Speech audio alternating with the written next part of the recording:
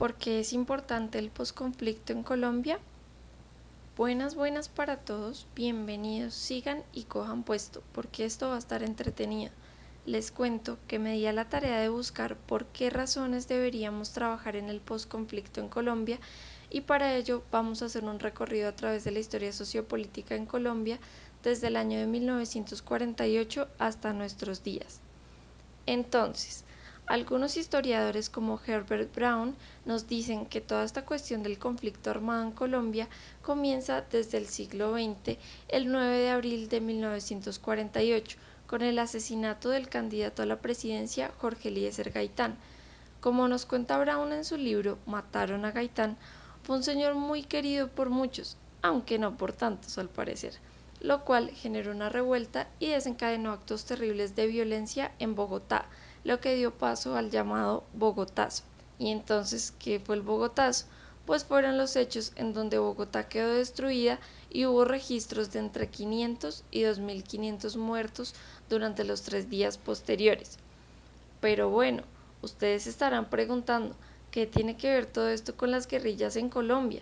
FARC-EP, M-19, ELN y demás.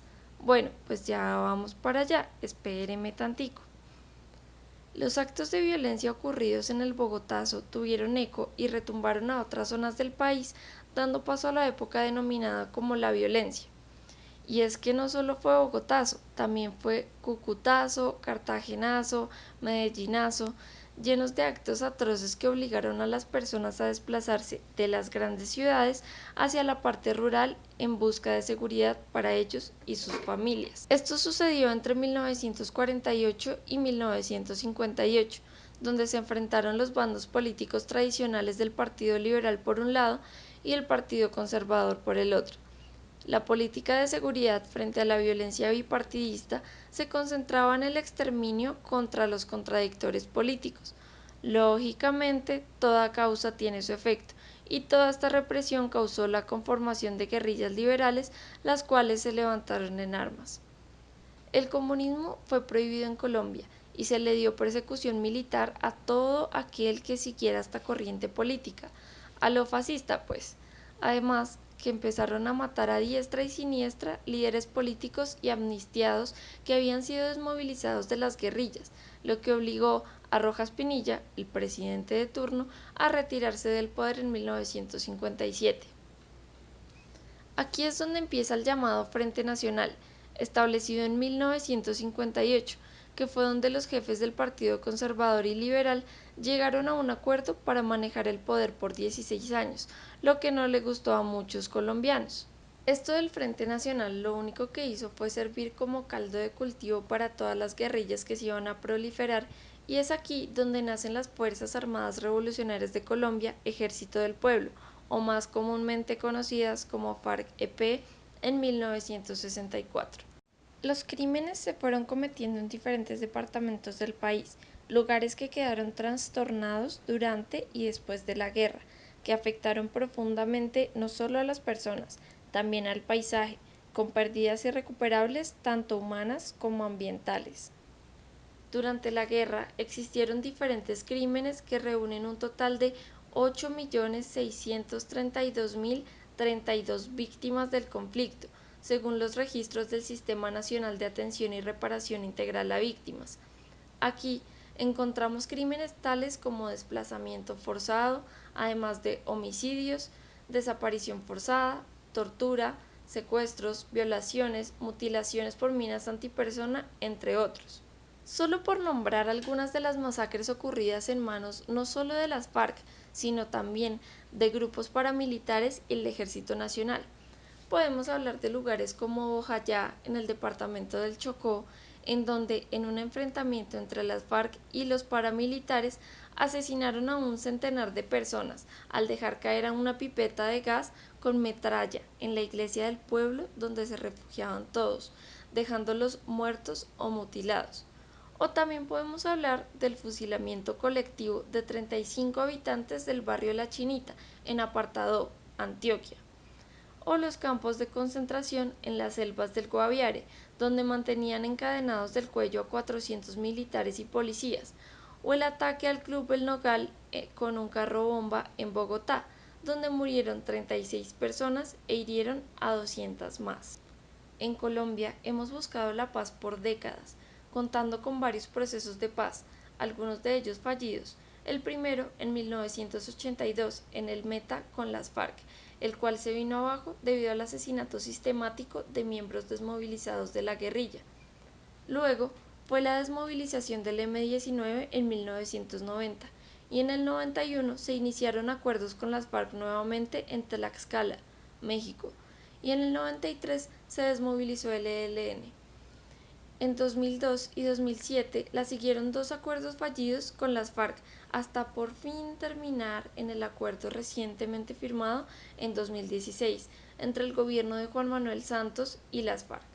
Este acuerdo es importantísimo, mejor dicho, esta vaina es la oportunidad de la vida, porque nuestro ejemplo es un gran paso no solo para Colombia, sino para el resto de la humanidad, porque sirve para darnos cuenta qué funciona, qué no funciona y los errores que no se deben tener para alcanzar un mundo en paz.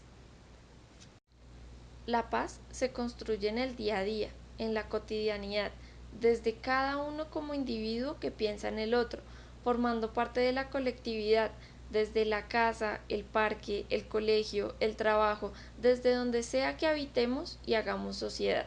Es el momento de avanzar y trabajar en el posconflicto en Colombia.